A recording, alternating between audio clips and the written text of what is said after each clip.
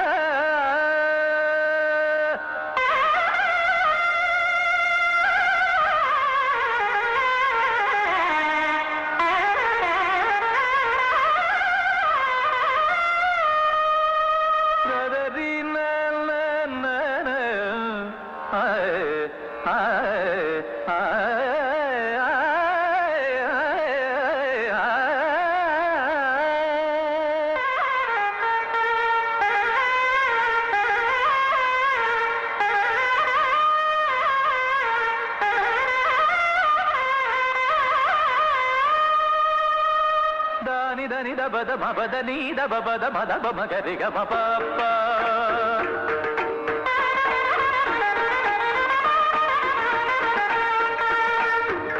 సదరిగ సరిగ మపగ మబద ని మబద ని దని దబ మపప్ప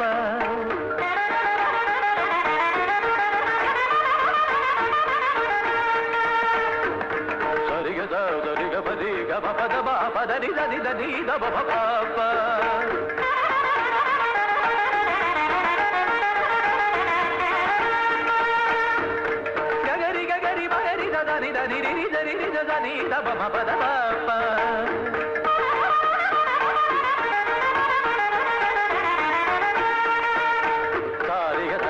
పద బాబద నిద దబ దరి దరి గరి మగరి దరి దరి దరి నిద దరి దబ దరి దరి గరి దరి దరి దరి దబ దరి దబ మగ దరి దరి దరి దరి దబ దరి దబ మగ దరి దబ దరి దబ మగ దబ మగ దరి దరి దబ దరి దబ మగ దబ మగ దరి దబ మగ దరి దరి దరి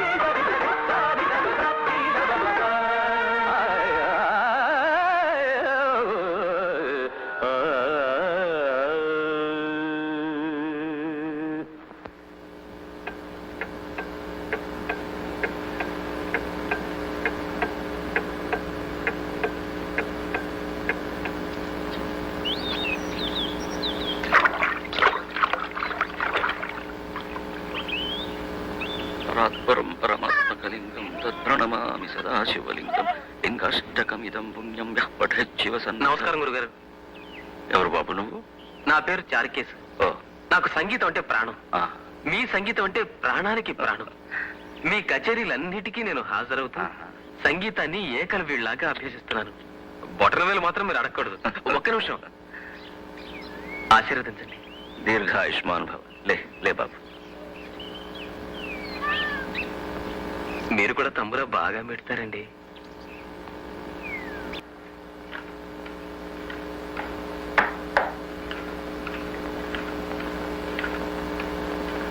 నాన్నగారు, కచేరీ బాగా జరిగిందా? కచేరీకి నేను రాకపోవడానికి కారణం వద్దు. సంజాయిషీను నేను వినదలుచుకోలేదు. నాకేం చెప్పొద్దు. నువ్వు విసురు. ఒళ్ళంతా మండిపోతుంది. నాన్న, అక్కడ కొన్ని గుడిసెలు మండిపోయి మసే. నాకు అనవసరం. చెప్పిందే చెప్పే నీ గుడిసెల ఘనపాఠం నా చెవిన పడదు. ఇంకేం చెప్పొద్దు. నాకు తలనొప్పి. మీరు సహస్ర ఘనాపాటి కదా, మీకు వినపడదు. కారణం వినటానికే మీకు తలనొప్పి. కారణం చెప్పకపోతే నాకు తలే పగిలిపోతుంది. వినేవాళ్ళు వింటే చాలు. వదినా, నీకైనా వినపడుతున్నా లేదా? ఇన్ని సంవత్సరాలుగా ఒక్కసారి తప్పకుండా నేను కచేరీకి వెళ్తున్నానా లేదా? ఈసారి వెళ్ళకపోవడానికి కారణం ఉంటుందా ఉండదా? అది వినాలా అక్కర్లేదా? ఊరి చివర పూడి గుడిసెలకి అసలు గుడిసెలే ఉంటాయన్న విషయాన్ని చూడగానే సాయం చేయడం నా ధర్మం అనిపించింది. చేశాను. తప్ప కళ్ళ ముందు కాలిపోతున్న జీవితాలను చూస్తూ పాట పాడేందుకు మనసులా వస్తుంది వదినా. 10 మంది మనుషులు హర్షించే పని చేస్తే ఆ దేవుడు కూడా హర్షిస్తారంటారే, మరి ఈయన నువ్వు చెప్పొదినా, అసలు నేను చేసిన తప్పేమిటి? సరే, తప్పైనా ఒప్పైనా జరిగిందేదో జరిగిపోయింది. భోజనాలు పెడతాను, రండి కూర్చోండి. మావగారు, మీరు రండి. వద్దమ్మా, వద్దు. వాడు చేసిందే ధర్మమని వాడికి అంత గట్టిగా అనిపిస్తే మనిషి కర్మానికి వృత్తి ధర్మానికి తేడా తెలియకుండా వాడిని పెంచిన పాపానికి జరిగిన దైవధిక్కారానికి నేను 2 రోజులు ఉపవాసం ఉంటాను. 2 రోజులు ఎందుకో తెలుసా? వాడికి నాకు చేర్చి. ఈ రోజు జరిగింది సామాన్యమైన కచేరీ కాదమ్మా, రామాలయంలో కచేరీ.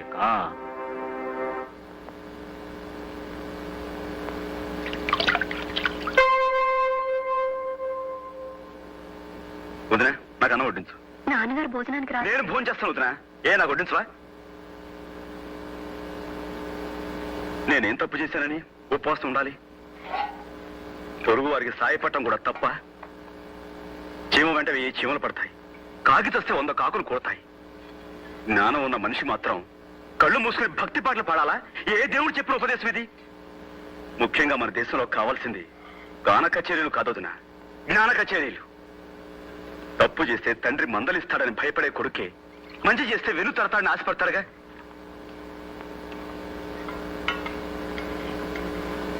కానీ కానీ నా విషయంలో నాన్న, నేను తింటాను వదినా, కడుపు నిండా తింటాను.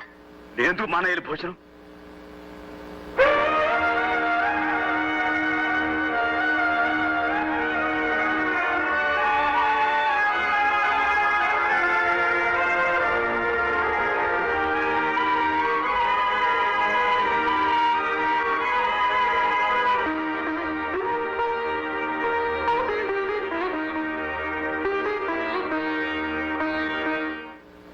పెద్ద ఆయనకు ఒక్క మాట అంటే రక్తపోటు పెరిగిపోతుంది.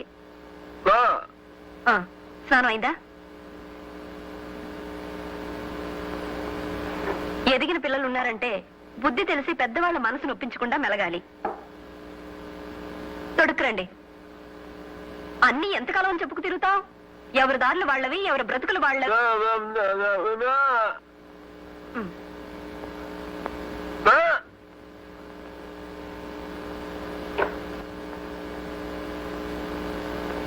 పంచ కావాలా? అతని సంగతి మీరు కూడా పట్టించుకోకుండా ఇలా కుదుమరాయిలా నించుంటారేమిటండి?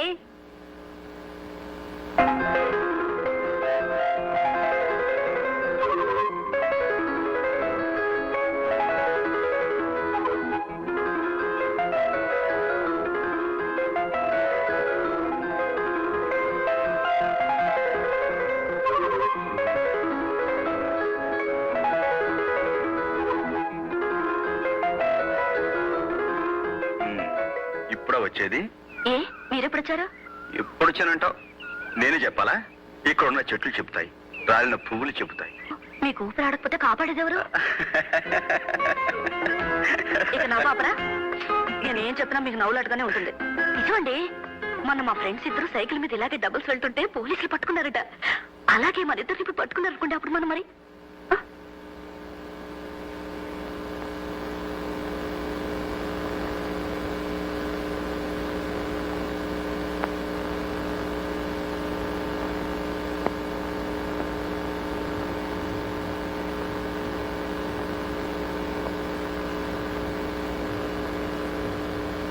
నాన్నగారు, ఈ అమ్మాయి లలితని.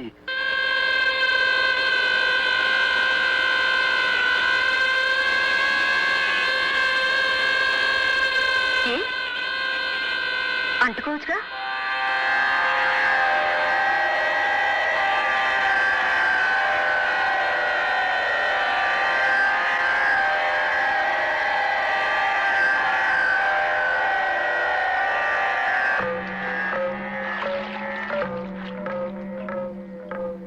ఎలాంటి ఇల్లిది చూడు గాయత్రి.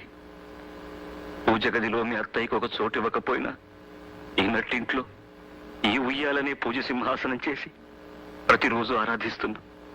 ఒక వరలక్ష్మి వ్రతం రోజు సాక్షాత్తు లక్ష్మీదేవిలా అలంకరించుకుని పూజ కార్యక్రమం ముగించి నా కాళ్లకు నమస్కరించి ఉపవాసం అలసటలో ఉయ్యాల్లో విశ్రమించింది నా భవాని. ఊగుతున్న ఉయ్యాల ఆగిపోయింది, నా భవాని శ్వాస కూడా ఆగిపోయింది. ఆమె ఆదర్శాల మేరకు నేను నా ధర్మానికి కట్టుబడి అగ్నిహోత్రుడిలా బతుకుతున్నాను. అలాంటి ఈ ఇంట, లక్ష్మి నడయాడిన ఈ నట్టింట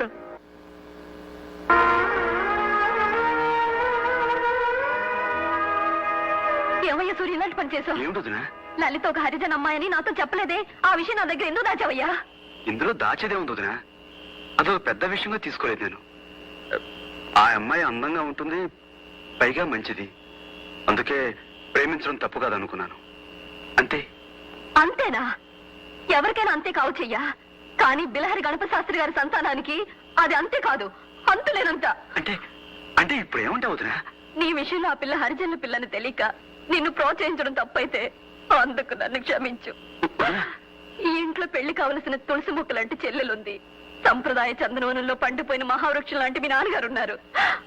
అలాంటి ఇంట్లో అప్రియమైనవి ఏం జరిగినా అప్పుడు నా ధర్మం. చూడు బాబు, నేను ఇంటికి పెద్ద కోళ్ళు మాత్రమే కాదు, తల్లి తర్వాత తల్లిని. బాబు సూర్యం, నన్ను క్షమించు. ఈ విషయం ఇంకేం మాట్లాడకు.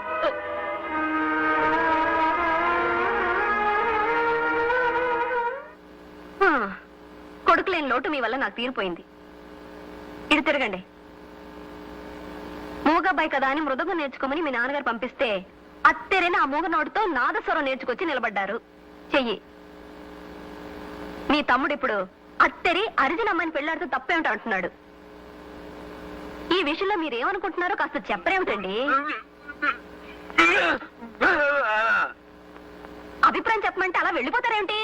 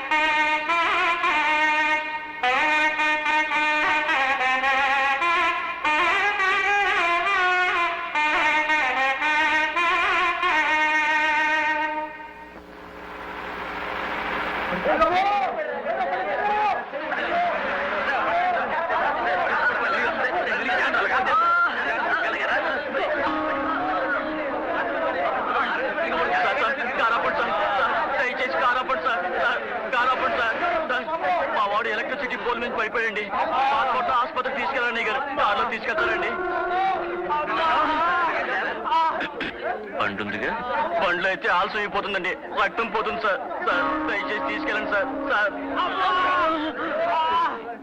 మాకు కచేరీకి టైం లేదు. ఆలస్యంగా వెళ్ళడం నాకు అలవాట్లేదు. అదిగో ఆ బండి ఎక్కించారుగా మీ వాడిని. ఏమీ కా ప్రభా, ఆ గొంతుడు. నాన్నగారు మనం సూర్యం కూర్చో. డ్రైవర్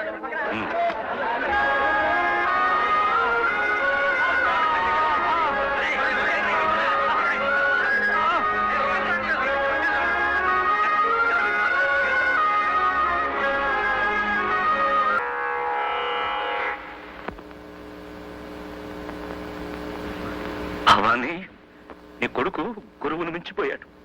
గురువు గుండెల్ని తన్ని తరిమేసేటంతగా మించిపోయాడు. సంతోషించు, సంతోషించు.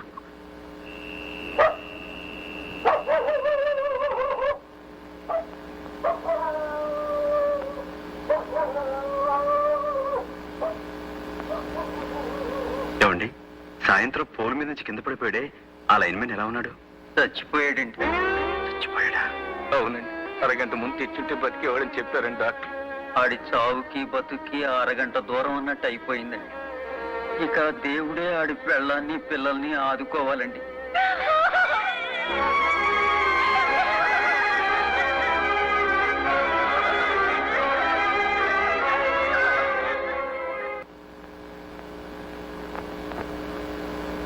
రాత్రంతా ఎక్కడుండి వస్తున్నావు?